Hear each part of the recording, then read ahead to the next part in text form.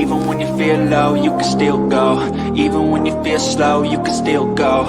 Even when there's no hope, you can still go. I never answer to no, man, I still go. And good evening, everyone, live on my YouTube channel, Rich Mancuso. As always, this is Keep It in the Ring. Welcome in for this Thursday edition live of November 13th, 2025. Middle of November, where is this year gone? The boxing year, though, it's been exciting and it continues, and we'll get into that in the next hour. Like, comment, and subscribe to my channel on YouTube, Rich Mancuso. Also, String Punk Entertainment, and of course my co-host and colleague, Tommy D Sports Talk on YouTube. He'll be here in a moment as we go over a lot going on in boxing and pro wrestling and more in the next hour. My social media, folks, my handles, again, XRing786, well, used to be Twitter, as we know it's X by now. Stop saying that. Facebook.com, Rich Mancuso, and also Instagram, and read my content on LatinoSports.com, where I have a column up there right now on boxing where you can read it about Mateus and his upcoming fight in New York City at Barclays Center, plus a little more tidbits inside. And also, my friends, don't forget, throughout the program, we'll get to as many comments as we can as possible. And getting some right now, including Thomas Hill. Thank you. Shout out to you, Tom. Thanks for watching. Thanks to all of you for your support. So in this next hour, we'll look at Vergil Ortiz right away. We'll get to that and his commanding win, setting up possibly with Jaron Ennis at some point in the new year. Big mega fight. Jake Paul, apparently, and Anthony Joshua. That's the report. The new opponent for Jake Paul coming up maybe as much as early as next month. We also have the big rematch coming up, the highlight of the weekend, this weekend in boxing. It's Eubanks and Conor Benn. Father, son will be there as always. Fathers and sons of the two, the legendary fighters in the UK. We'll get to that, preview that. Tom and I will get to that. Plus much more boxing news, the latest on Shakur Stevenson, Teofimo Lopez, and the WWE Survivor Series coming up in a week or so. And we'll talk about what's going on here with Division and Survivor Series teams, what we got. Nostalgia, much more. Fact of the week. You know how it is. It's Keep It in the Ring live on my YouTube channel. Let's get to it. And let's look at Saturday Night Pass, where we saw in Fort Worth, Dallas, Texas, Vergil Ortiz. He made a statement, and a very big statement. His goal, he's ready and able. The talk is on after this commanding second round win. He wants Jaron Ennis, champion also there now in the division at 154, which is highly competitive. A fight that both these guys have been talking about, a fight that could be made. Oscar De La Hoya, the promoter of Ortiz, and of course Eddie Hearn, a Matchroom, also looking at his fighter, of course, that being Ennis, the young superstar. Both of these are the two young superstars in the sport in a division that's highly competitive, as I always say, 154. That fight could be made. They're trying to get it made. It's a matter of what De La Hoya and Eddie Hearn want to do to put this together, where it would take place, the purse bid. You know, the purses are so important. The magnitude of putting on a fight like this is significant, folks. It's not easy to do. But these two promoters want the best for boxing, best for fans, that being De La Hoya and Eddie Hearn. And they're going to try and get this done. And is in the new year as soon as possible, which would be a mega fight. Many are saying it could remind many of the 80s Hagler Hearns. And that could be. These two have that capability of being that way, two of them facing each other in the ring. The challenge was on. The statements were made, as you see the two of them, post-fight after Vergil Ortiz's commanding win. He is the interim WBC light welterweight champ, 24-0, 22 KOs. Took out Erickson Lubin under 2 rounds. That's all he had to do it. The official time, 1:22 of the round 2. Just a few weeks ago, remember, Ennis disposed of Usman Lima in a pair of knockdowns in his 154-pound debut in the first round, but Ortiz was dominant. Lubin, the southpaw had some jabs, and Ortiz with 3 clean rights to the face that was the deciding factor. It was over quick. A very commanding win for that young man, Vergil Ortiz Jr., under the banner of Golden Boy and Oscar De La Hoya. So no qualms about it. Ortiz wants Ennis. Ennis wants Ortiz. It's up again in the hands of De La Hoya, Oscar De La Hoya, and Eddie Hearn at Matchroom. No issue for television for televising this on pay-per-view or streaming, because both promoters and both fighters are under the Zone banner, and obviously would be a Zone pay-per-view. With that, let me bring in my esteemed co-host and colleague, as always, Tommy D of TD Sports Talk. So you don't see me twice on the screen. Now you'll see Tommy come into the picture. There he is. But then again, you see me 4 times now, Tom. Nah, they won't see you. It's it depends on where they're looking at and what view it is. This new StreamYard. I don't think people want to see me too. Yeah. I don't think the fans want to see me twice on a screen in one night for an hour or a little more as we do. Maybe you got the prettier face than me. Anyway, Tom, how are you? Welcome in again, my friend, and your thoughts on Vergil Ortiz's commanding win last Saturday night in Fort Worth, Texas. I was shocked that he beat Lubin as easily as he did, but I was also shocked with the game plan Lubin had. He was with his third coach in as many fights. He had Kate Karoma in his corner. Last fight he had Mark Ferret, and the fight before that he had Cunningham. In this fight, he threw a couple of jabs in the beginning, and then he threw himself in the ropes. It was not really anything special that Vergil Ortiz did. Lubin trapped himself and decided to go on the ropes, and he was square, and he was just easy to hit, and Vergil did what he was supposed to do, in my opinion. So, I mean, it's a good opponent. It's a named opponent. Lubin is, he's a good fighter. I think he's very good.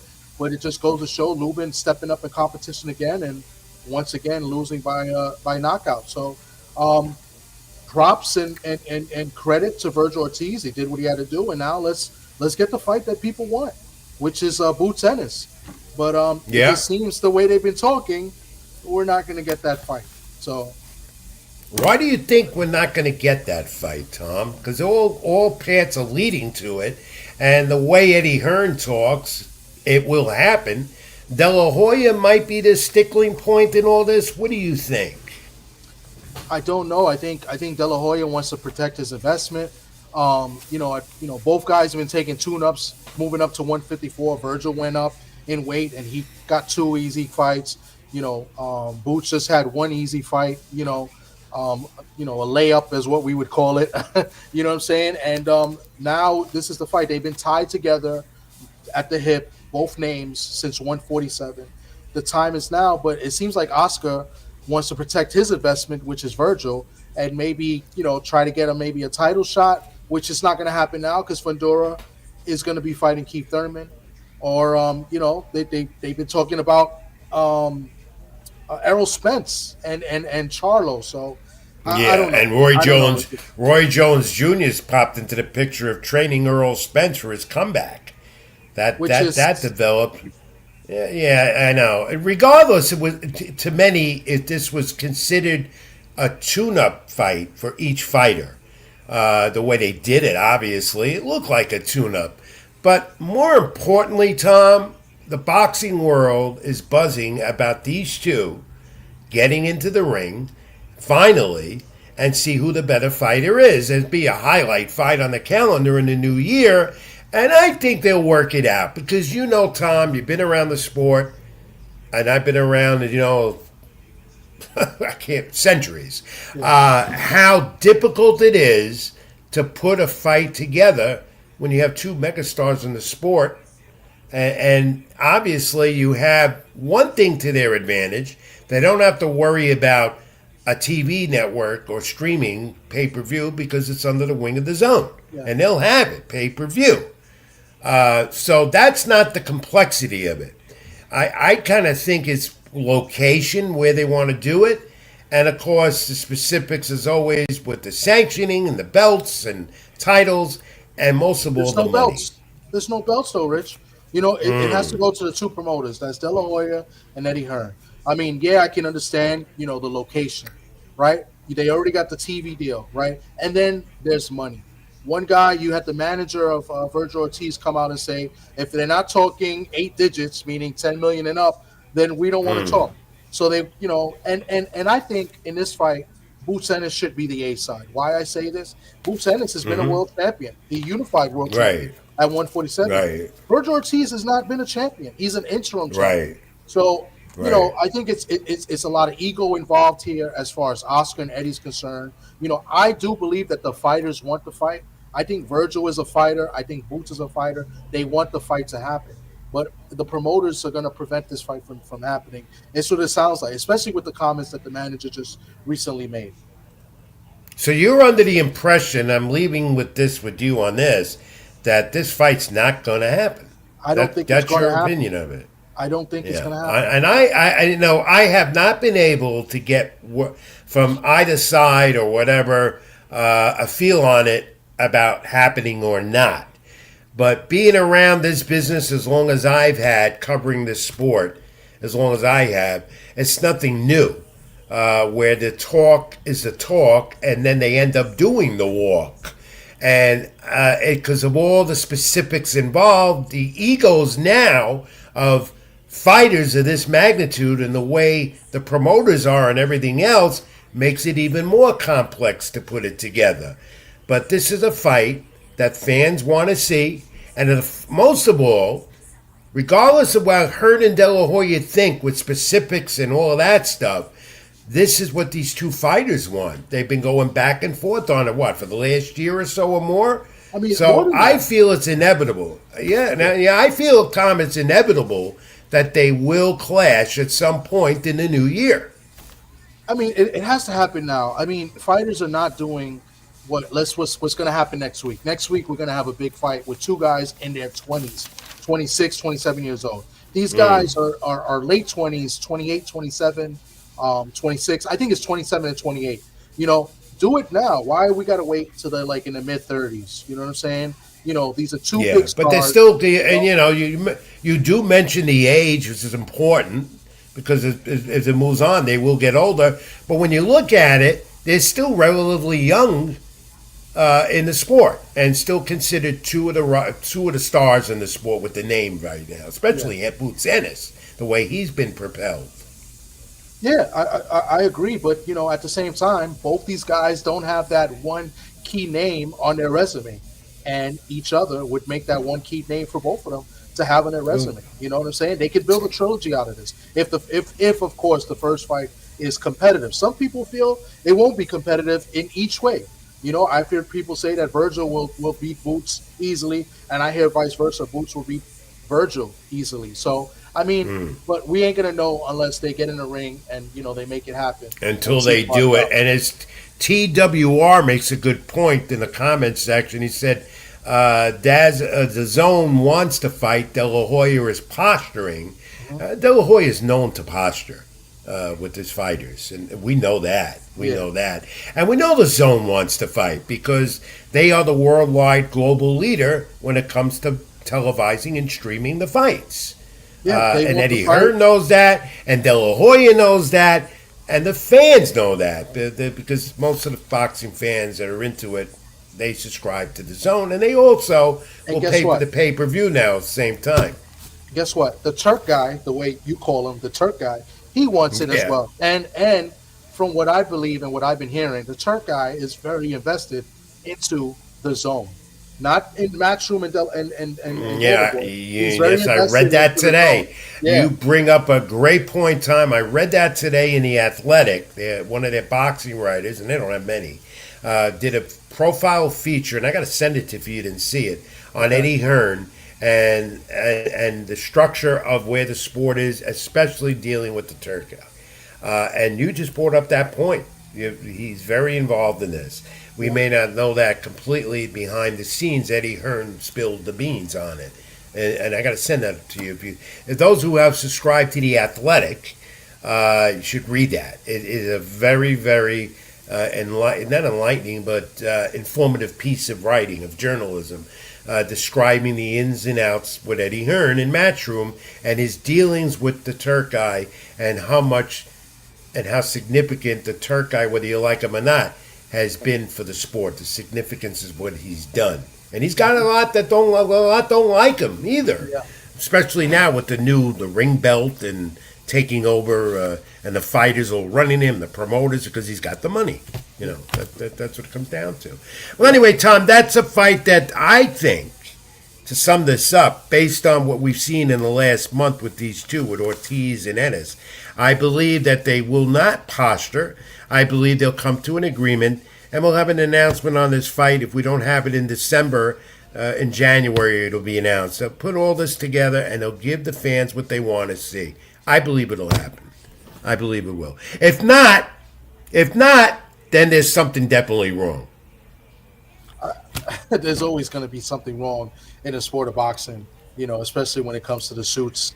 Isn't there always? Yeah. All right, let's move on. And look, that was a long night of boxing for Golden Boy in Fort Worth. And the prospect for Golden Boy, really no more. Darius Fogum is super middleweight. Off a loss in May, comes back. And I like this young man. He was one of the highlights on there. Fought to a draw against David Stevens, but it wasn't a very good, entertaining fight. It was kind of dull. But he improved his record, and Fogum with a draw is also still undefeated. And of course, Oscar De La Hoya, who pumps up all his fighters, says he's going to be a champion real soon. I don't know, based off this fight, it was rather dull, Tom. I don't know if you saw it. I honestly didn't get a chance to see it. I was hanging out with your former colleague and friend, Socrates Palmer. We was again. Yeah. We was hanging out, so we didn't really get to see. We waited for the main event. We was just talking and. Oh, and you didn't call me. You didn't call the old man who was probably at home doing nothing that night. It was Socrates' house. I think you live close to him. He should have invited you. No, you better. We don't want to. I know. I don't keep in touch with him like I should. I don't keep in touch with a lot of people like I should. All right. So on this card, 15-0 is a middleweight Amari Jones, the third round TKO. Hard Rights did it. He's a Golden Boy fighter. That was his debut. They have a lot to say about Amari Jones, and he was in the spotlight as well. So overall, was into that. I like him. I like him a lot. I think he does. Yeah, he's got. You know what I like about him, and fans will get on my case because I say it all the time, but he's got tremendous power. I like his power, and I like his footwork. And I always say that. I'm old school, and when you have footwork as an old school guy in boxing, and you have the footwork, you're going to win. That let's face it, fighters will tell you the footwork's important. He's got that, and De La Hoya is very high on him. Thank you. Who's that said hit the like button? Toy Tay, the real queen of MMA. Toy Tay, thank you very much, and we encourage you all. I would like button, subscribe to my channel on YouTube, and also Tommy D Sports Talk. We do this together. I'm not doing this without Tommy D. And he'll get the keys to the house once in a while, but if it's not for Tommy, I don't know what I do because he's technically inclined. I'm not. All right, let's look at this one. Finally announced. It did this in New York City on Monday at Barclays Center will be held, and it's in Brooklyn, January 10th, New Year. Sergio Mateus will defend his WBC super lightweight title against Dalton Smith out of the UK. He's traveling from the UK. The Eddie Hearn Matchroom promoted fighter, Fresh Productions, will be promoting the show. Will be seen on payperview.com. Of course, Mateus has been a former champion, 23-2, 22 knockouts, is a champion again. There'll be a lot of Puerto Ricans in the house. He wanted to fight in New York, and he's got it. Eddie Hearn said to Dalton Smith it doesn't matter. He got the gracings of the WBC to have Smith fight for the title. My column on this at latinosports.com with more details if you want to further read into it. And Eddie Hearn was very, very complimentary to Jose Sulaiman and the WBC, and also to the New York fight fans. He expects a nice house on January 10th for these two. Many here in the USA don't know much about Dalton Smith because he's basically a fighter out of the UK. But this is a Division 2 for Mateus with Teofimo Lopez and Richardson Hitchens. They're two champions in this division. Tom, do you like this fight? I love this fight. I think this is a great fight. I think it's an even match fight, believe it or not. I think Dalton Smith is a very solid pro. I think he's going to give Matias some fits. I think he's kind of the fighter as Liam Paro was. So he's going to give him some fits here and there. You know, I'm going to root for the Puerto Rican guy. I'm going to root for Subriel Matias. I think Matias wins, and I'm calling a late stoppage. But I think it's going to be a very competitive fight. You know, I think this is going to be a really good main event that's going to, you know, pump up the fans. The fans are going to see something, you know, they're going to see some great moments in this fight. So I'm pumped up for this. I'll be there in the Barclays as usual, as well as this guy that just commented, BVO Sports. He's already got his tickets. I know. He says, you're carrying me as usual. No, you're carrying me. I disagree with BVO. He's a fan, I know that, but no, you're carrying me. Yes, yeah. That's okay. But look, thanks for your comment anyway. And Shelton, LDBC or Nothing Reloaded. What does he say here?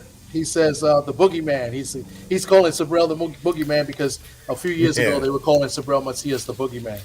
And, of course, he lost the tie. He lost his 140-pound title to Pero, which was an upset, and he rebounded in Puerto Rico, and now he's here in New York where he wanted this fight. And TWR says Dalton can punch. Yes, that's why I think it's going to be an exciting fight. Dalton has power.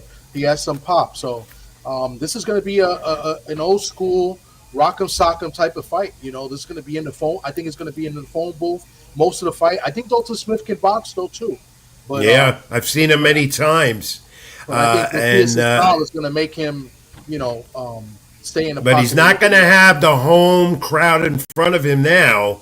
He's going to be in what I say enemy territory because there's going to be a mass. There'll be a big Puerto Rican crowd there at Barclays Center on January 10th. Smith, again, relatively unknown here because most of his fights out of the UK. But Mateus has a great following as well. I expect Barclays to be buzzing that night. It may not be Felix Trinidad or Miguel Cotto in that ring that night, but Mateus, who intends to retain his title. Tom, I don't know what the undercard is on that yet, but they're going to announce more fights as we go along. I know they're going to have some Puerto Ricans on the card. I know Nestor Bravo. He's a solid contender as well. He'll be on the card to rebound off his first pro fight, and I can't remember who else, but I'm sure they're gonna pack it up with a lot of Puerto Rican fighters. Yeah. I called a friend of mine that manages some fighters. He doesn't have any fighters on that card, but you know, I'll be interested to see how they do because this is not, you know, Madison Square Garden in the Hulu Theater. This is going to be a big arena in the Barclays, so I'd be interested to see how well they do, being that Matias and Dalton Smith are the main event. Very interested to see. The tickets are they're pretty high when I looked at them. So I don't know. You know, I'll be there, but I didn't buy my ticket yet because the tickets, in my opinion, are a little bit too high for this. Fresh productions. They've done nothing in New York before. I don't think they've done many fights in the United States. You know, I don't know where. Mostly Puerto Rican promotion, right? Yeah. So, but I'll be there as well. So far, I mean, I hope God willing I'm there. I should be, but Tom, you carried me. See, Tom, you carried me on this one. I forgot. You. I know. We do know a guy that's also going to be in the card. Keith Colon is supposed to be on this card as well. Boy, Keith will start the new year off again to keep his undefeated streak going. If he's not fighting again in next month, because this kid seems to want to fight every 2 months. He's old school. That's what the old school fighters used to do. The featherweight Keith Colon, good friend of the program. We'll have him on again real soon. So, Tom, it's been reported. Chris Mannix said this on the Zone the other night, and so many other athletes that, and we've talked about it. We've had him on the show a few weeks ago. I've been able to talk to him again, Teofimo Lopez, via text. Still won't confirm it, that it's for sure. Mannix says it's him and Teofimo and Shakur, January 31st. That's the report in New York City, Madison Square Garden. But you know what? I've been some further checking up on this. No fight is scheduled as of yet with these two, as much as it's being reported. I'm hearing that they are almost there.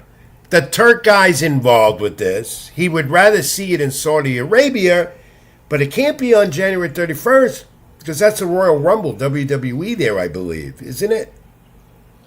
That I don't know. Royal Rumble is in Saudi. I didn't even know it was in Saudi. Yeah, it's in Saudi. Yeah, so yeah. They won't be able to do that. Now, the Garden, I have my source at the Garden who told me they have the date blocked for this fight, but it's not official yet. And it's not official, and if you check your social media handles all over the place, they haven't announced a press conference yet to make it all official. They're pretty quiet about this. Yeah. I'm also hearing from another source that there's been some difficulties with contract and stipulations with this or that, but the Garden is definitely open for January 31st to put this fight on.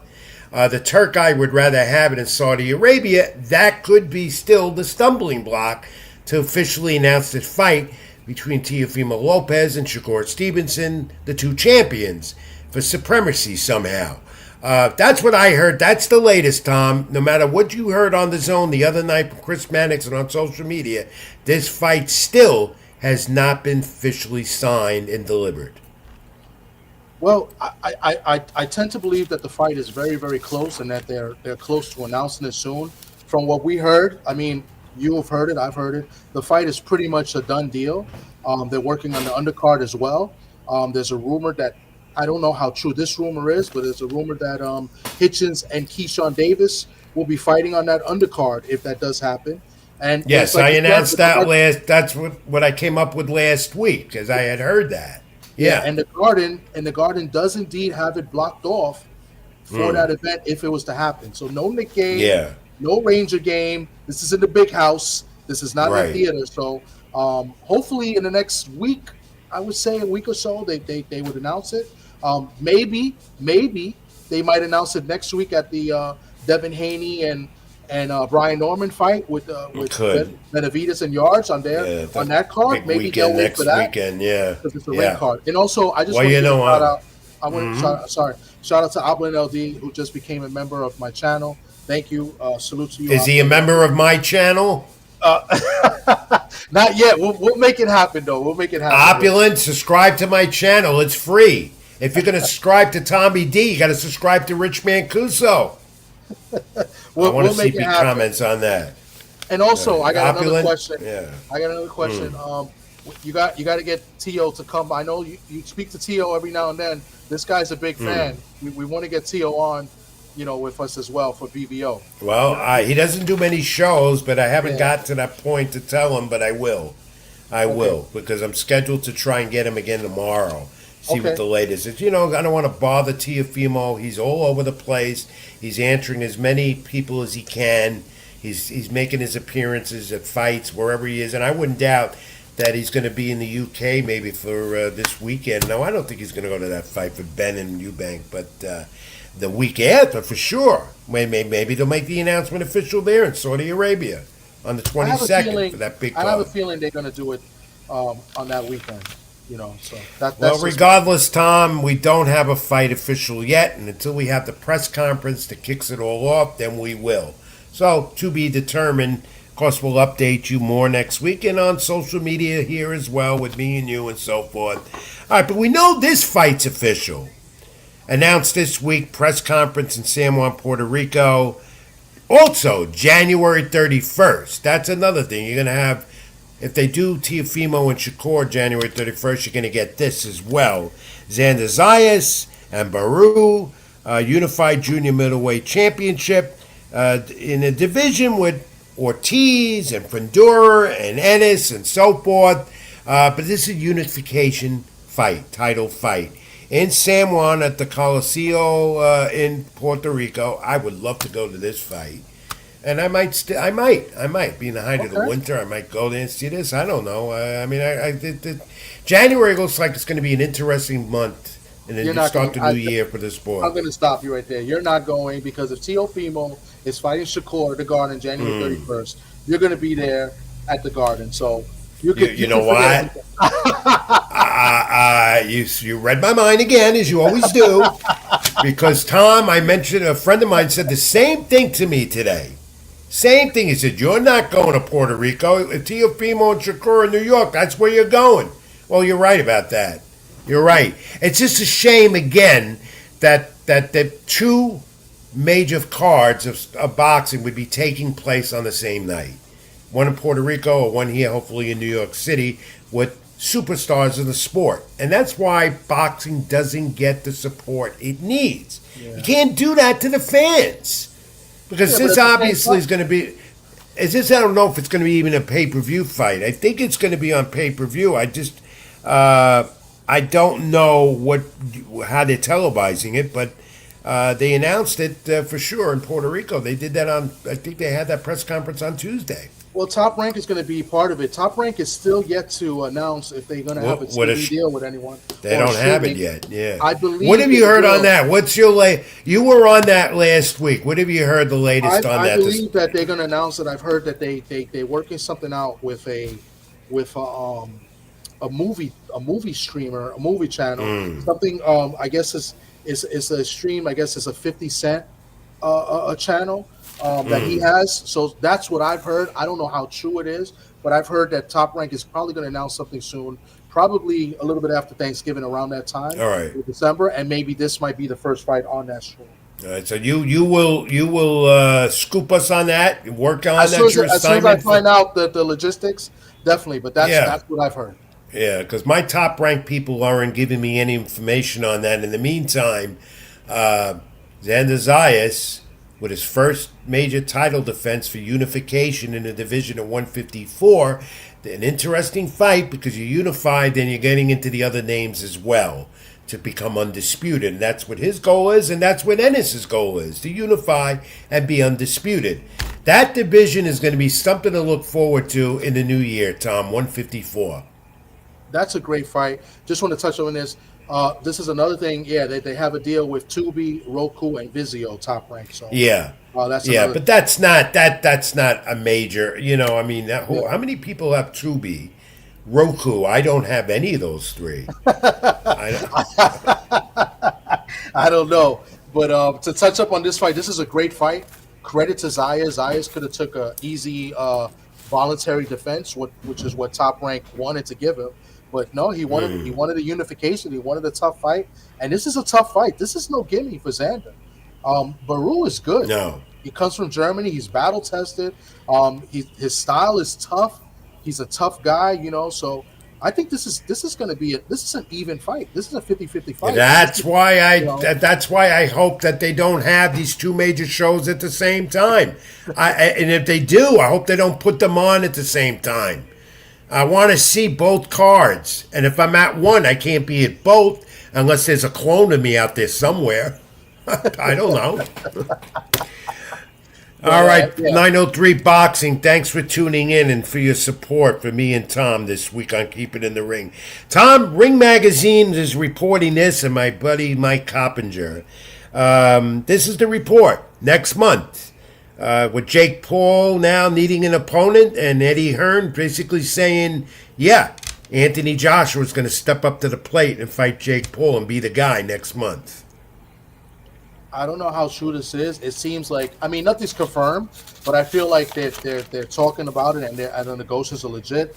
Not that Mike Coppinger is a valid source because he's given us wrong news before.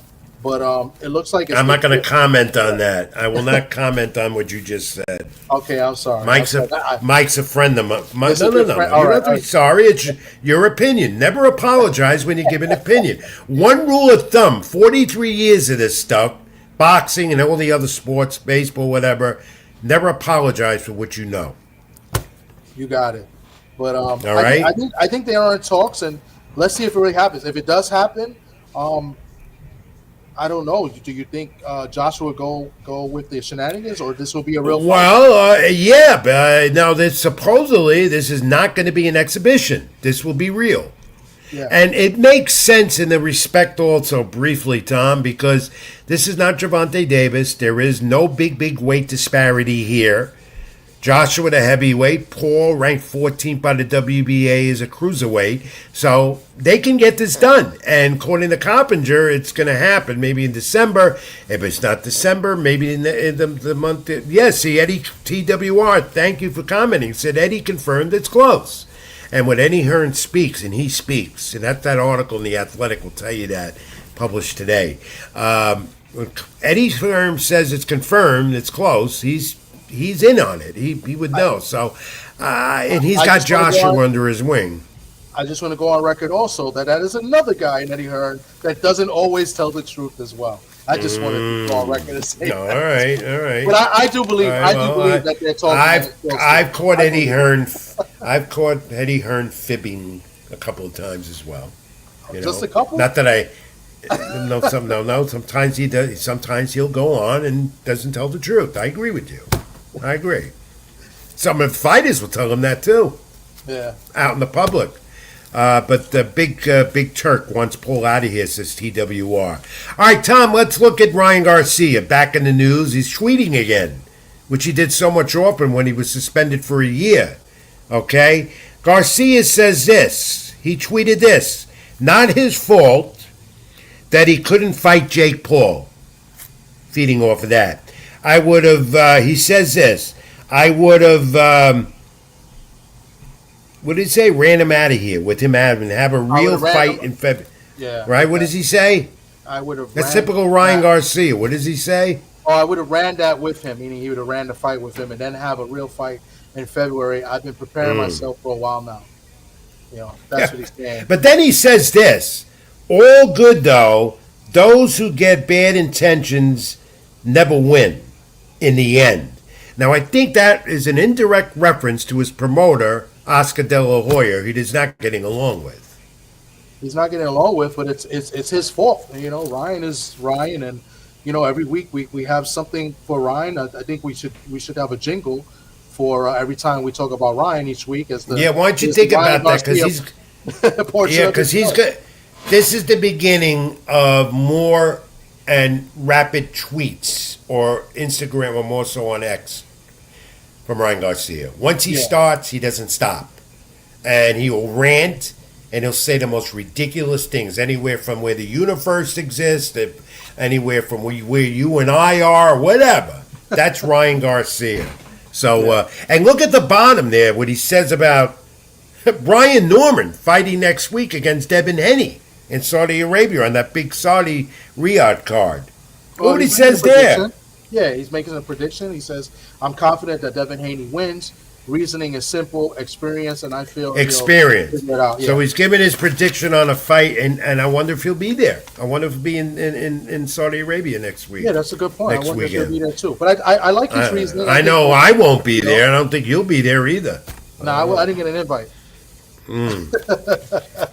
No, let's just say we don't have. I don't have an editor that would send me there.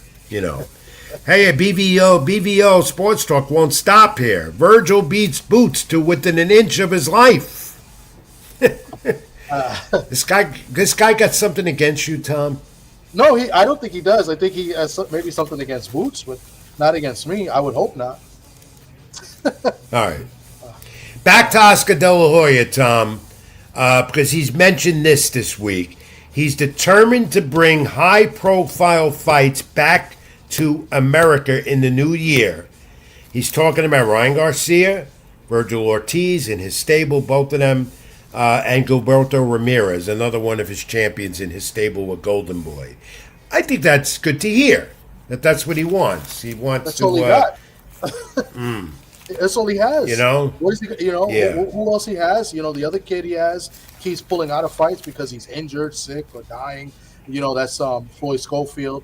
I mean, who else does he have? That he's bringing up. He's not putting up big fights as well. He has Virgil, and the fights we want to see, he doesn't want to make. I mean, Virgil and Boots is the fight we need to see. But Oscar, I think, in my opinion, Oscar's holding it up now. And how about this? Tom? Norman says at 147 he blessed Devin Haney and said that he's just a Mayweather copycat. Wow, that's strong. That's just a back and forth. I don't really read into it much. I think it's just a face off. It was this. By the way, this face off happened months ago. So a lot of people think that this face off happened weeks ago. No, this happened in August. The face off. This is the first time they met each other. They already saw each other earlier in the day. They had the face off. I thought Brian got the best of the face off, but nobody really cares of it. It was just a back and forth, right? Who's witty? Who's more witty than the other? And that's how they and you know what? Back and forth leads to fights. That's what they do. You try to social media. That's how these fighters get fights going today. They go back and forth, the talk, and it brings an interest from the fans. And wingo, buppo, we got to fight. It's unbelievable. I will tell you this though, because of that face-off, based on what Jolene told me which is Ryan Norman's manager, she told me back in September when I interviewed her. She said, when you see the face-off, you're going to see why that altercation happened. So apparently he got underneath Norman got underneath Devin Haney's skin a little bit, and that's why you saw the altercation happen with the bodyguard and everything else. So, Tom, I got to tell you this. Let me tell you this about you. All right, you are becoming an ace boxing journalist. Maybe not writing, but giving the information out. You are doing real well, my friend. I try with the information that I have, and some of it could be opinion, but this is what people were said, and when we asked them, and and it looked like that was the case, and I had to agree. Now I couldn't agree back then because I didn't see the face off, but after seeing the face off, it looked like that's indeed why that scuffle happened. That's good information you provided just now, and you're always providing good info, my friend. All right, according to the Ring, again, Charlo and Lee Plant will have a grudge match at 160 or 168 at some point in the new year. This came out just a day ago again from the Ring. This is a grudge match, even though they never fought before, because this is personal. Everybody knows what happened. I know. Who spit into whose face? I remember that. It was he slapped him because I guess Charlo was push and shove. Yeah. But no, it was a slap. So they're finally gonna do it next year, some point. They're finally gonna do it. Supposedly. So we'll see what happens. All right, let's zoom in and talk briefly now about the fight of the weekend coming up Saturday in the UK. The rematch, Eubanks and Conor Ben 2. Of course, Eubanks won on points in 12 rounds in April. Very close fight it was. They developed a feud in the first fight. It's a little calmer for this rematch. And Saturday at the Tottenham Hotspur Stadium in London, on the zone pay-per-view. Fighting at middleweight they are at 160. Both sustained their first loss. Ben sustained his first loss in that fight of his career. This fight could be seen on the East Coast, 4:35 p.m. Eastern, for those who want to see it. That's when the ring watch reportedly will begin. No eggs thrown on a face here, based on the first one, but we had the legendary face-off today in the UK for the final press conference. The two fathers and the two sons. And, of course, the two fathers, Eubanks Sr. and Ben, they had their type of war back then. And I thought this was legendary to see this today at the final presser. The two fathers and the two sons, no pushing and shoving, just a lot of great nostalgia there, Tom. Yeah, I thought this was pretty cool. It's probably the clip of the day. Was the face off there, Nigel and Eubanks Sr. They have a good friendship. Not a great friendship, but a good friendship. They respect each other. They share the ring. They respect each other. It's just the kids, their sons, they don't like each other. But I thought this was pretty cool out of the whole press conference. And I've noticed a different type of, Eubanks Jr. is still mouthing off, but not as bad as in the pre-hype of the first fight.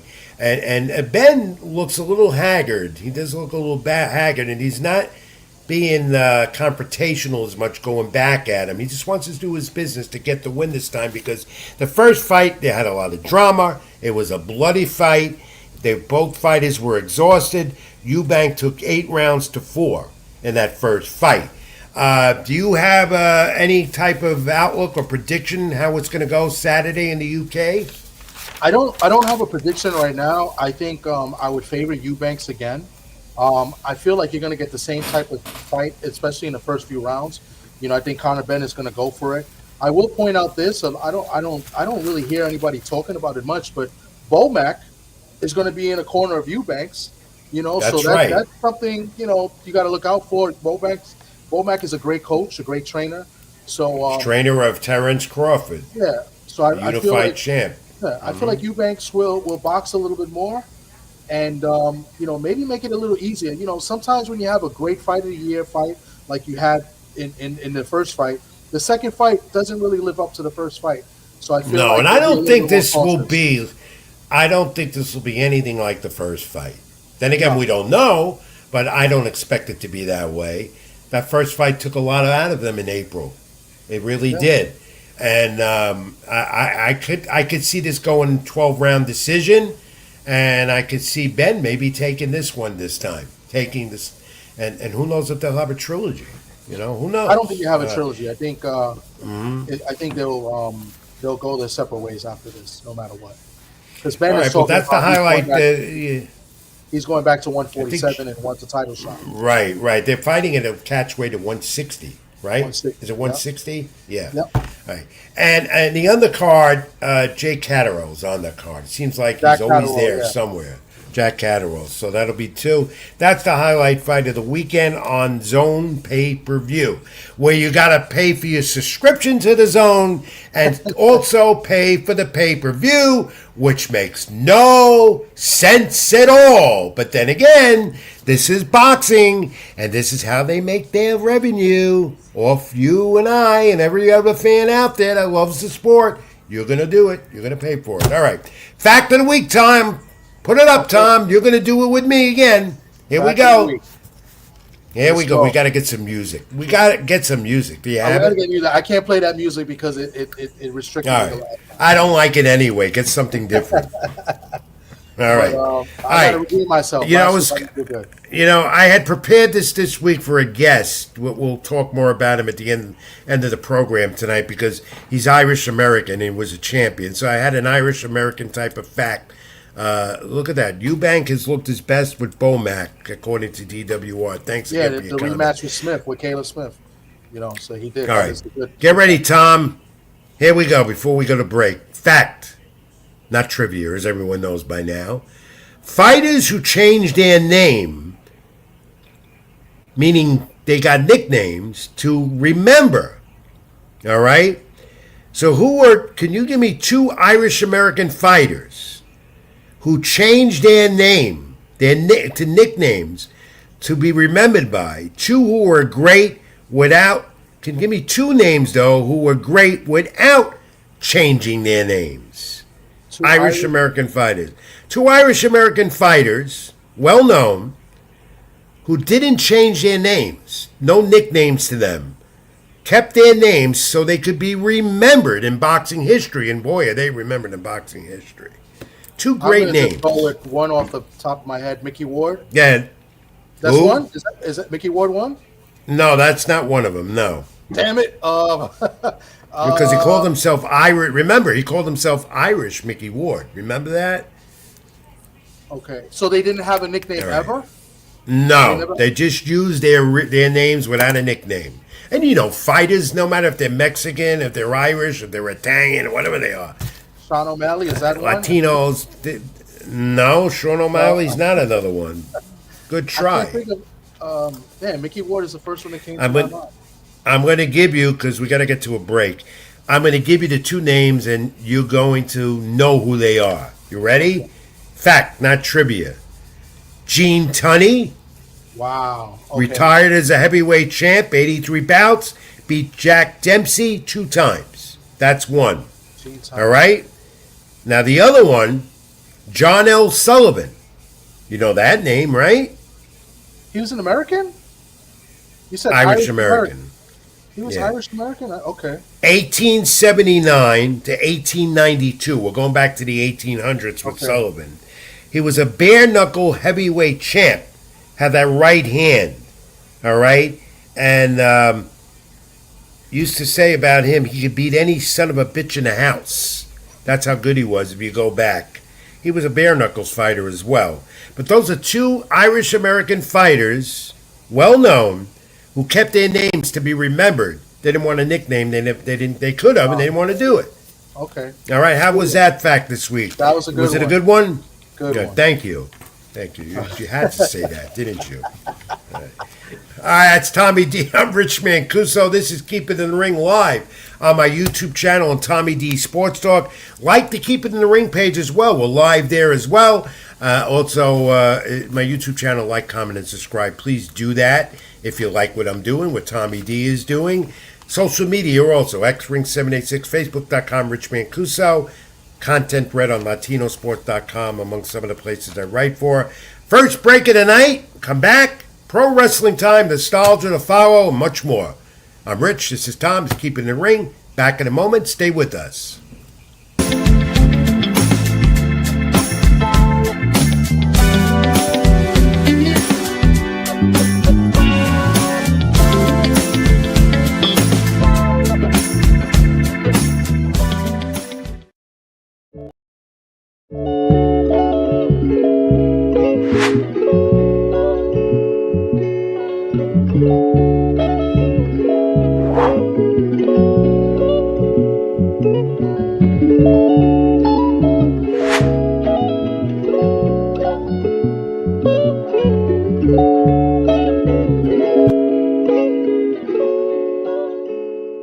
Even when you feel low, you can still go. Even when you feel slow, you can still go.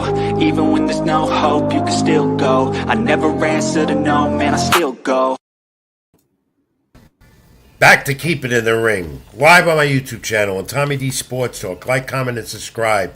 Good opening of the hour. We're going past 9 p.m. Eastern, of course, tonight, as always. Hey, Tom, we got some new sponsors. We want to thank them with String Punk Entertainment for jumping on board. And there'll be more to come. And we continue to revamp here as we go into the new year pretty soon.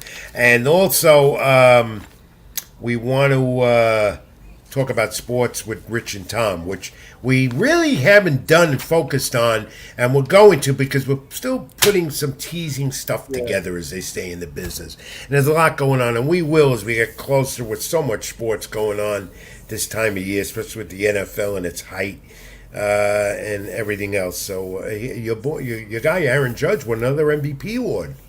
Yeah, that's the third one, and it was close. I don't know who finished second. I'm assuming the catcher from Seattle. Riley. Cal Riley. Yeah, that's who I would have gave it. That's who I would have gave it to. Besides the point, he's a big boxing fan, Riley. Yeah. It was close. Cal and I talked boxing during the season when the Mariners were in town in New York. Yeah, but that's not why I voted for him. I thought he deserved it. But, judge is judge. Judge is judge. And the way I look at MVP sometimes is like, what do you do if that player was on your team? Would they make the playoffs? Would they not? And I think you make a case for both, especially a catcher. A catcher, remember. Yeah, they very well could have been. Yeah. Very well, Tom, it could have been co-MVPs. They don't like doing that. But I know the writers don't like doing that. Catchers don't could have done that. Catchers don't get enough credit because they especially Riley, switch hitter, switch hitting catcher. But the defense, remember, they call the game. They're the ones that call the game. Yeah, they call the game even with PitchCom, and they call the game and they get battered and bruised behind the plate. Yeah, I see it. I see it in the 80 or so more games I covered during the course of the season. All right, that's baseball. As a Yankee fan, I'll take Aaron Judge being the MVP. Yeah, he deserved it. I'm not doubting that. And besides, he's such a great guy. He is. Fantastic guy to talk to. Pro wrestling time. Ready, Tom? WWE. Let's put this up first. And let's take a look at John Cena. Now a Grand Slam champ. You can't see me, right?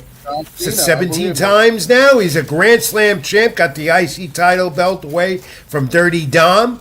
It's a way for John to retire. He's not going to end up with that strap. I think what's going to happen during this tournament for his final opponent end up being Gunther. I think that's what's going to happen. I feel and like he'll take that title back. Too. Yeah, I think it's going to be Gunther. So they're running that tournament. But congratulations to John Cena. They're sending him out in grand style. And Dirty Dom's very upset. He could be breaking away from the Judgment Day. And I'll tell you more about that as we move along. All right, what else are we talking about with WWE? Because that was a highlight. We need Dirty Dom to get the Dirty Dom. He's one of my favorites. Yeah. Dirty Dom and his father are going to be, let's look. Survivor Series is coming up, and there's a lot of buzz. This is one of the matches probably going to take place. Stephanie Vacar, the champion, the world champion, against Nikki Bella. Bella turned on Vacar, so she's now the heel. I saw that coming. I didn't see that but coming. Vacar will win. Yeah, I did on Monday Night Raw. Now, I'll tell you right now, Nikki Bella's not winning that title at the Survivor Series because Vacar's the future. Bella's just there as a final run for herself. She's a Hall of Famer already. She's not getting that title. It's Stephanie Vacar. Well, and that's one of the Survivor Series matches. What else we got? We'll go more into this next week. Here is the Women's Survivor Series War Games match. Team Io Sky. Of course, the Kabuki Warriors, which will show Oscar and Kairi Sane. They have the titles now. Yeah. Now, this is an interesting women's War Games match. If you look at who's on the side there of Oscar, my favorite, Nia Jax, and then you have the newcomer Nia Jax. She's my favorite. I love her. I always did. I want to date her. All right? It'll never happen. Lash Legend out of NXT. She's up the forefront there. You see her right in the front. Right? And she's with Jax. They're helping each other right now. And on the other side, there is Rhea Ripley. Okay? And you have Bliss and Charlotte, who lost the titles to the Kabuki Warriors. You have AJ Lee. These are the rumored, they got this up already, and this is supposedly what this match is going to look like. And of course, you have Io Sky. So that should be a good War Games women's match, a Survivor Series in San Diego at Petco Park Outdoors next Saturday on ESPN. I didn't know they were doing outdoors. I thought the MLB didn't want any type of rings in the stadium. No. They made this deal with San Diego. They're doing it there. Yeah. Oh wow. Okay. Remember WrestleMania next year, Saudi Arabia, or the year after. This year in Vegas again, indoors, back to back. So that's good. And then what do we got after that? Then we have the men's War Games match, which very interesting here because this is not all official, even though we're putting this up because this is what they're showing. All right. Roman Reigns, Jey Uso, CM Punk, Cody Rhodes, John Cena. That's the question, all right? And also, there could be a change there. On the other side, you got Austin Theory there. That's not definite. You definitely are going to have this. You're going to have Breakker and Reed with the Visionary, and Logan Paul, who's a part of that. We talked about this last week. Brock Lesnar. Looks like that'll be, but there's talk now too that instead of Theory, it'll be Drew McIntyre, who's still having his problems. He's suspended again, but they took him out of the picture because he's doing a movie, but he's expected back in the next week or two. It's not going to be a long hiatus for him. And that could be Drew McIntyre instead of Brock Lesnar. Regardless, Tom, that looks like a very good, interesting War Games men's match for Survivor Series. This does look interesting. Austin Theory out of nowhere. I know they've been talking about bringing him back, trying to give him another push. But I'd be very intrigued. And with John Cena in a War Games match, I would have never thought of it either. So it's not confirmed, but it's interesting. It might be Penta instead, too.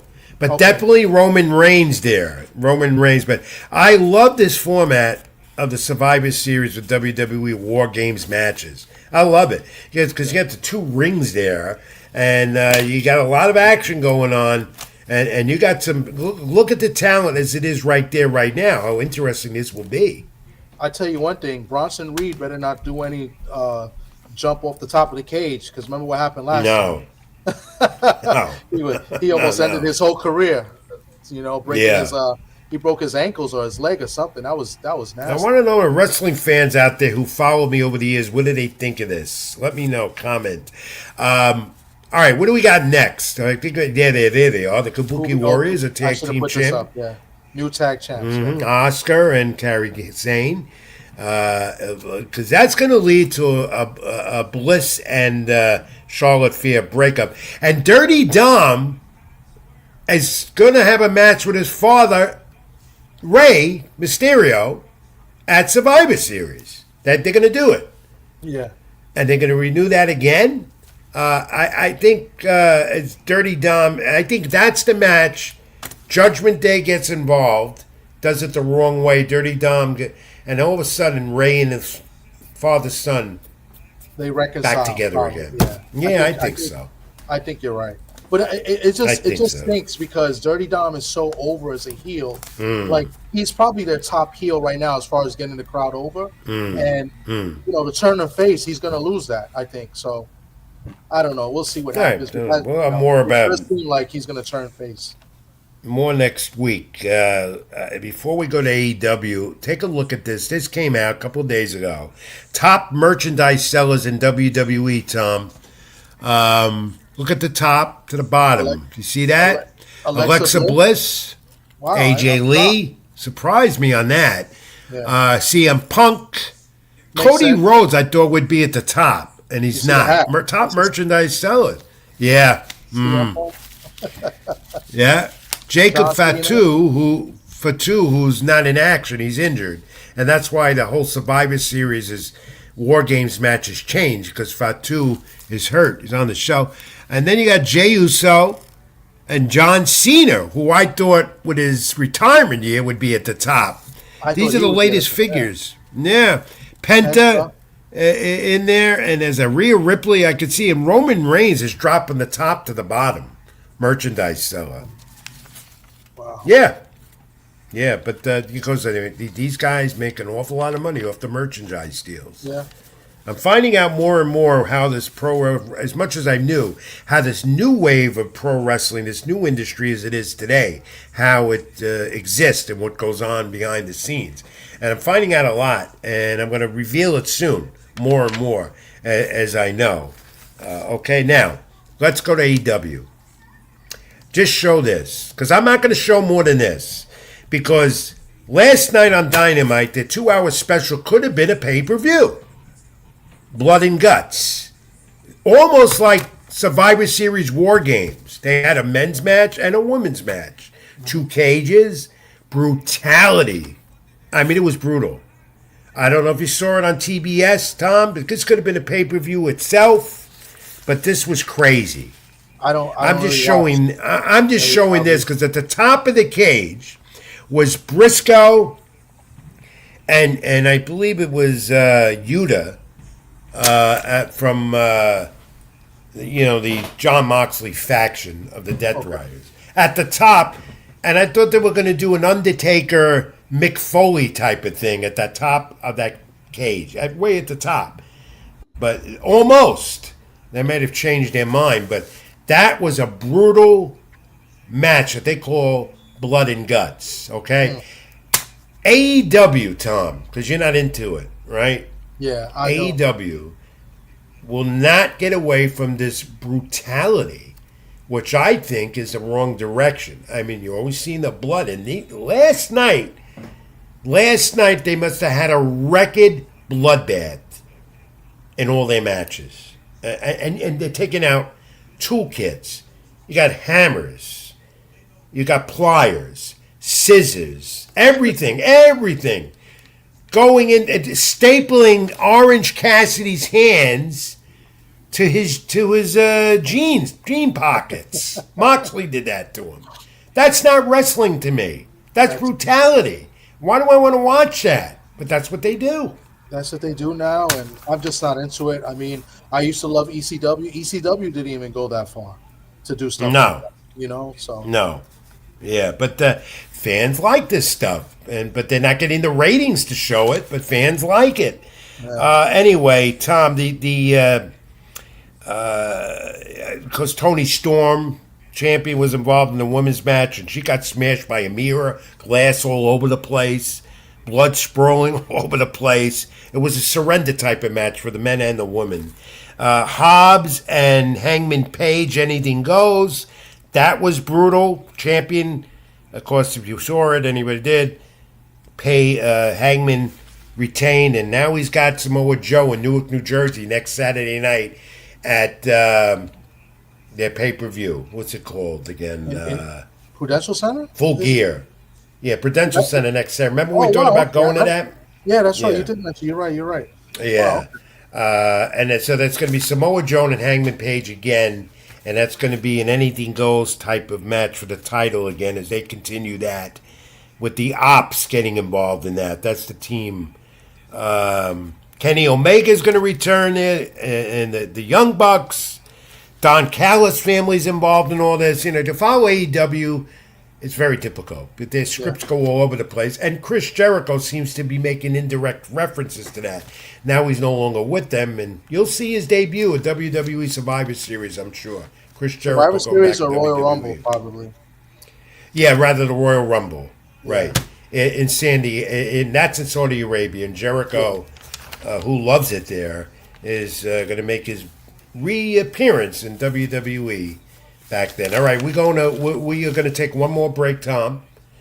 Come back, do nostalgia and a few other things, and wrap it up. Keep it in the ring. I'm Rich Mancuso. That's Tommy D. Like, comment, and subscribe my channel on YouTube, Drink Punk Entertainment and Tommy D Sports Talk, and the Facebook page live. Like that as well. Back in a moment. I'm Rich. That's Tom.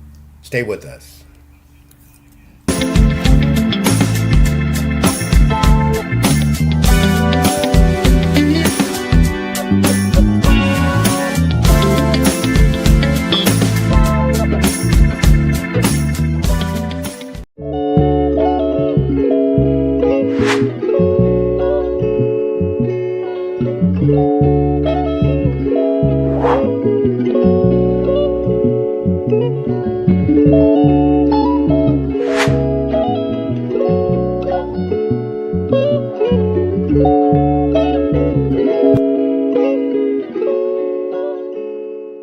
Even when you feel low, you can still go. Even when you feel slow, you can still go. Even when there's no hope, you can still go. I never answer to no, man, I still go. All right, Tom, you there, Tom? Yep, can you hear me? Yeah, can you hear me? Yes, sir. You didn't mute me this week. That's good. No. No, I wouldn't do that. Okay. No, he wouldn't. No, let's go to this. Let's go to nostalgia. We got two good ones this week. What are we going to do first? We're going to do first Marvin Hagler. Yep, yes, Hagler Duran, the 80s. Everyone hears me talking about that great era of the 80s. Hagler, Duran, Hearns, Leonard, and so forth. And that was a great era. Great fights with the four of them back and forth. This November 10, 1983, Marvelous Marvin Hagler, the late Marvin Hagler, the Hall of Famer, retained the World Middleweight title. 15 rounds. Remember, 15 rounds. That's the way it used to be. Unanimous decision over Roberto Duran, Caesars Palace, Las Vegas, November 10, 1983. After 13 rounds, Duran was ahead by a point on two scorecards, even on the third. Hagler then came up with a strong finish and got the win. It stopped, though, an 8-fight stoppage streak for Hagler at the time as champion. So this was a great fight, again, during that 80s era. Legendary. Marvin Hagler, Roberto Duran, November 10th, 1983. Tom, I did not cover that one, but I've seen it many times. Classic fight. Hagler was a 4-1 favorite. Not a big favorite, but big enough favorite. 4-1 favorite. As far as the money's concerned, Hagler was guaranteed $5 million at that time, which is a lot of money at that time, and Duran was guaranteed $1.5 million. And each how about that? They also received that was big money. That was Tom. That was big money back then too. Yeah, that was only guaranteed, and they also got a percentage of the revenue. It was closed circuit TV back then, and they got a percentage of that. It was. I guess it says it's shown in 400 locations with 3 million seats. and there was also pay-per-view television in Chicago and Los Angeles. So, And you that know, was outdoors at the outdoor arena set up in the back of Caesar's Palace on the Strip yes, in Las Vegas, and yes. in the evening. What a fight! All right, we got to look at this one now. November 13th, 1992.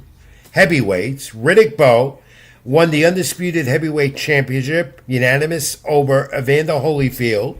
In Las Vegas, too. That was the capital of boxing. It still is to many now. First of their 3 fights, and it was remembered with that great round 10, known as also as Fight of the Year. All 3 bouts with Bowe and Holyfield. What's that, Tom? Round of the year. Round of the year. Sorry, Round of thank you. Correcting me again. I'm glad you did. Now, here's the interesting thing, too, with these two. They fought 3 times, Bowe and Holyfield, all in November, in the month of November of 1993, 1995 in Las Vegas. 92, 93, and 95, all in Vegas in the month of November. Obviously, the weather is a little cooler if you want to do it outdoors there, as they did. Tom, I believe you have a video of this great round 10 of this fight. Yeah, we'll play round 10, which was round of the year back then. Great Okay. fight. It was a great round. We'll play it. We're going to have it on mute because of copyright, fair use to all Right. the copywriters out there. But fair use. We'll play it in silent. I'm just going to play round 10, Holyfield Bowe. Let's take a look. Oh, let me take this off. Sorry about that. That's all right. Here we go. Comment if you want, Tom, as we Yeah. take a look at that great round Hit him with a 10. nice jab with Bowe with the jab, and then the clinch is there. And they're just getting warmed up this round. Joe Cortez, the third man in the ring. Nice uppercut there. Hurt Riddick. Hurt Holyfield there. Holyfield stumbles in the corner there. Great round, historic in boxing. round. 2 of the heavyweights at the time. Bowe 2 looking to finish, champions. and watch eventually as Holyfield turns it back on him. As Bowe kind of Holyfield was the first cruiserweight champion to become a heavyweight champion as well. Yes. And this on HBO at the time, the premier televised network of boxing. And so many people got involved in boxing, young people, because of watching HBO. And here we go with round 10. And Joe Cortez was a great referee because he let them fight. He did. But it looks like Bowe got tired there after that, first minute. He hurt Holyfield, and Holyfield's going to come on strong any second now. And this was just a great round. How Holyfield stood up, I do not know, because that uppercut early on in that round, I mean, that was vicious. Yeah, Bowe came in as the heavier man, if not Yeah. mistaken, in this fight as well. Yeah. And he had a Holyfield was controversial career. He was Holyfield- controversial as well. A little bit. Holyfield was favored in this fight. So Yeah. Bowe was both undefeated fighters. Holyfield the champion, and Riddick Bowe the challenger. But look at as Holyfield comes on now. Look at that. Again, we don't have the sound because of copyright. I don't want to. I not don't want able to get in to- trouble. We don't want to get in trouble. They want to ban Tom and Rich from keeping in the ring. But this is great nostalgia, folks. Yep. And there's Cortez letting them fight but separating them. And we're showing you that great 10th round of the year. Round of the year in the first fight. Unbelievable. They fought 3 times, all in the month of November, too. Tom, I have Holyfield as one of my all-time top 5 heavyweights of all time. Yeah, wow. Okay. I don't Yeah. have no problem with that. Holyfield was a dog. He was a real fighter. I love Holyfield. It's just so hard. There's so many great heavyweights. It's hard There for me to are. rank them. But Well, I have no again, problem with him being top 5. how many times have I said great heavyweights? That was the face of boxing. And there's a great late Lou Duber. who trained and managed Evander Holyfield, will come out of that 1984 Olympic boxing team where he didn't win the gold. He won. No, he did. He was one of the gold medalists at heavyweight. In '84, I should know that because I was there. I worked with those guys. But Riddick Bowe, yeah, top Holyfield five, top 5 according to 903. Yeah, I agree. Yeah. Riddick Bowe was controversial because he had a manager named Rock Newman who was always in controversial mode. Yeah, Rock Newman was a character. Remember Rock Newman? He was a promoter. He was a character. Had a lot of problems with the fighters he had and with other promoters and stuff. But and I could tell you, I worked with him a little bit, so I can tell you firsthand. But Riddick Bowe developed a lot of that attitude from, I hate to say it, but from the late Rock Newman, who was a music promoter. He come out of the music industry. Yeah, he did. Yeah. The problem with that I had with Bowe is that he never got the fight with Lennox Lewis. He threw the belt. He threw the belt in the garbage. Right. He didn't want to fight Lennox. And what's funny is after this fight, after he won this fight, I don't know if you remember the fight. Lennox was there at ringside, and he spoke to him. They had a little back and forth right after this fight before Bowe went over to George Foreman and kissed George Foreman on his head. I thought that was pretty funny too. But yeah, that was like I think their first meeting since the Olympics, because I think they fought in the Olympics and Lennox Lewis beat him in the Olympics. So, but that's the problem with Bowe. Bowe never got that fight with Lennox Lewis. No, but great history here, great nostalgia this week, Tom. Thanks for loading it up and helping out on this.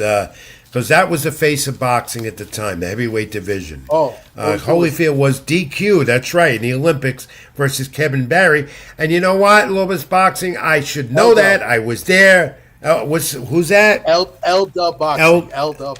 L-Dub Boxing. Thank you very much for watching and clarifying because, I'm getting old. I forget. I can only remember so much. Thank you very much. Great nostalgia bag this week, Tom. Good stuff. Let's get a wrap on the show this week. Let's take a look at this. I visited the Little Mac Gym in River Edge, New Jersey, just over the GW Bridge over the weekend. And then visited Danny McDermott, Irish Danny McDermott, who was going to be on the show this week. And he's a former champion, not a major champion. He had one of those titles, though. His 15-year-old son, Kane, in an amateur debut in Atlantic City at the Tropicana Hotel over the past weekend. Unanimous decision, sponsored by the WBC and the Atlantic City PAL. Great organization. Trained under his dad now. He's being trained by Irish Danny McDermott. And he runs a Little Mac boxing gym. And here's the story here. Is this fight, his son, and they dedicated this fight in the memory of the late Arturo Gotti Jr., who was tragically murdered. Yeah. The son of the champ. And there's Sophia Gotti and the mother in support. They were there. But the young man looked good. And you didn't meet him yet, but we're going to have him on the show with his father, Danny McDermott. It's a great story. Irish Danny McDermott. He's got the Little Mac Boxing Gym in River Edge, New Jersey, just over the GW Bridge. A nice old school type of boxing gym, Tom. When you walk in that gym, you see the old school photos. It's an old school type of gym. It's not one of these new boxing gyms you see today. It's old. It's an old school gym. You climb up the steps like the old school gyms. You go in, and the first thing you see is a lot of history, a lot of historic fighters, the photos. Irish Joe Braddock is up there, and even I saw that on my visit there on Monday. Yeah. And Danny had a title at one time. It was not a major title, but it got him ranked. One of those, what I call alphabet soup titles. I don't want to say that. It's still a title for a fighter, Regional, and I think it was. I know it was called something with the. He's got the belts proudly displayed in the gym as well. I should have took some photos of it. But the story here again is father-son and what he's doing for his son right now. It's carrying on a tradition. The young man, Tom, has talent. And the young man, I saw highlights of the fight, but I haven't met him in person, and I will. And congratulations to that young man who is succeeding in his father's footsteps. More to come with them on the program. Tom, let's wrap this up. I came across this. All right? Put these two graphics up. Look, and when we have fighters and trainers on the program as we move down the line, we're going to keep this because look at this. As fight people as we are, we take interest in this. The first one is fundamentals, defensive moves in boxing. All right? Look at the terms and what they do. Tom, you want to read that? Yep. Duck and block. I can't read the other word, but I will tell people. Yeah, the slip. It's called the slip. I will tell people that are watching, please do not try this at home unless you're.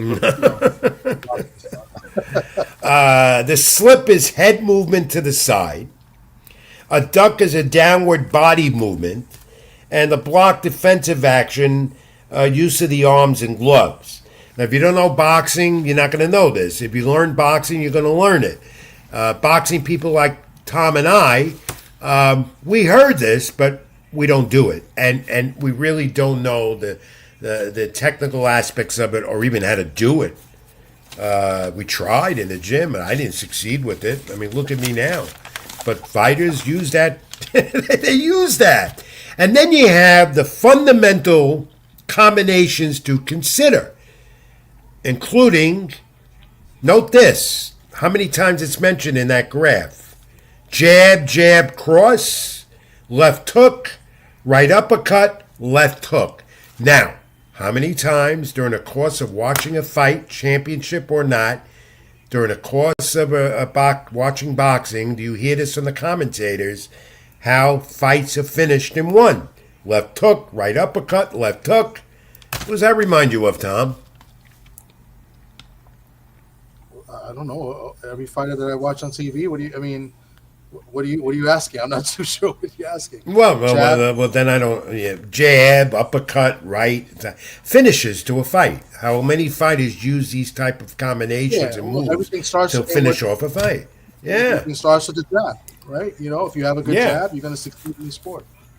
So yeah. So I thought this was interesting. If a fighter is watching a trainer, and then we'll get one or two on, we could keep this in the file and bring it up to them.